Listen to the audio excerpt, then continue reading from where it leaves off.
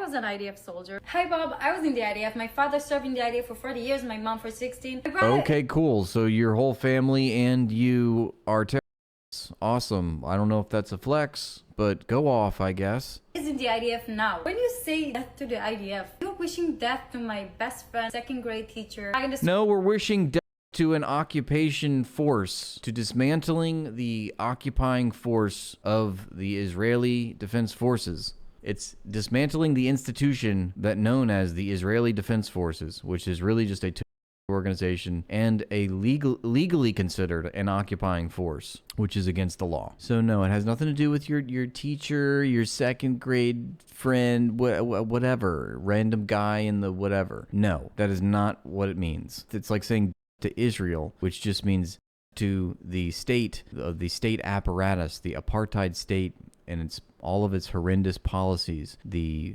material acts of criminality that it carries out so savagely on a daily basis. You know, and the thing is, like, no one has to die for to the IDF to be accomplished. No one has to die for Israel to stop. No one has to die. In fact, paradoxically, the phrase or the chant to the IDF or Israel is a non-violent phrase. It actually alleviates, diminishes violence in the world, because dismantling the IDF, dismantling the Israeli state, would put an end to genocide. Supermarket, my neighbors, my future children, basically everyone I know, and not just Israeli. Yeah, because everyone you know is a reserve soldier in Israeli society.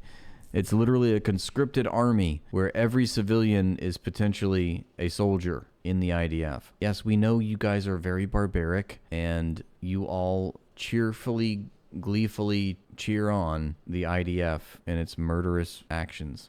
You're talking about Jews, Christian Druze, and Muslim who serve. People from around the world who choose to enlist because they knew Israel must be defended. Military service in Israel is mandatory because... Well, that's weird, Ashley, or Shoshana, or Noah, whatever your name is, because none of the world's institutions or relevant authorities in this matter agree with you here. None of them think that Israel has the right to defend themselves in occupied territory. And we've gone over this a lot. If only you would listen. If only you would listen to know that Israel has no right to defend itself in occupied territory. That is according to international humanitarian laws. Because our survival depends on it. Tiny country, literally the size of New Jersey, surrounded by enemies and terror groups who openly call... No, you're not. You are the enemy. You are the terror group. You are the only country, quote unquote, that is starting wars with all of their neighbors. You are the one incendiary device in the Middle East. For our destruction. That's why the IDF exists, Israel Defense Force, to protect our people and ensure we stay. I think to be a citizen in Israeli society, you have to be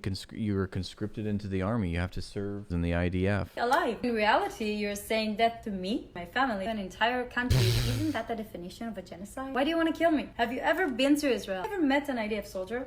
But have you been? There it is again. World's smartest scientist. But have you been to Israel? But have you been to Auschwitz? I guess I've never, by that logic, I've never been to Auschwitz. So therefore, what do I know? Probably everything was fine, you know? It's probably just the Nazis were just defending themselves. Have you been to Israel? It's the same logic, right? Coffee, just you and me. The self-victimization. Yeah, never underestimate a Zionist's ability to center themselves as the victim. Always. They have a monopoly on victimhood, you guys. Let's talk. Meet an IDF never soldier forget. Face to face, because clearly you've never even spoken. Have you ever spoken to Hitler? Did you ever speak to Hitler face to face? Well, then how do you know that he was a bad guy? Did you ever speak to any Nazis face to face? Did you know any of them? How do you know that they were bad? Go talk to these IDF soldiers. Actually, they're being interviewed right now, most famously and, you know, exposed in your own Israeli newspapers as being like Nazis, how they felt like Nazis. We've actually talked to IDF soldiers. It's so funny that you want to talk about IDF soldier testimonies, because we have a whole rap sheet of Israeli soldiers talking about their crimes very openly, admitting that they felt like Nazis, that they look at the Gaza Strip and they think, wow, we are the Nazis, end quote. How they're ordered to shoot first, ask questions later, destroy buildings at will,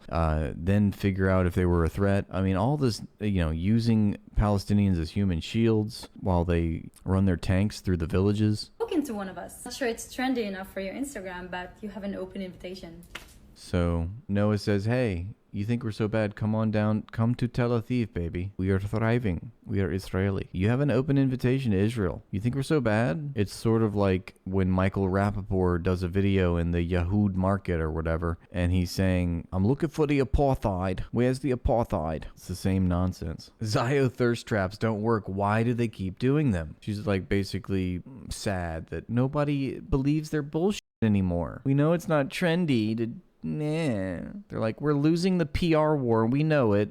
Our propaganda sucks. But here's the more same slop we've been trying to get you to buy for the past 2 years. That's why I just think that every Israeli, I mean, she looks like this. She's actually Netanyahu. That's all I see. I see Satan. There's Satan in her eyes. She's just an old white Zionist. This bitch is Ariel Sharon, okay? You can't convince me otherwise. Zionist. And I support the state of Israel wherever and whenever I Boo this woman. can. I am totally unafraid to do so. And I have to say, this might sound a little corny, but every time I go out on the national airwaves on Fox News or national radio or in print and national newspapers, Has been inhaling too many hairspray fumes over her day. Has complete brain rot. every time I go out and defend Israel, speak the truth about Islam, speak the truth about Israel and its enemies, I feel the power of God with me. When I say the power of God, I mean I have really good funding from AIPAC. So that is the power of God. Thank you, AIPAC.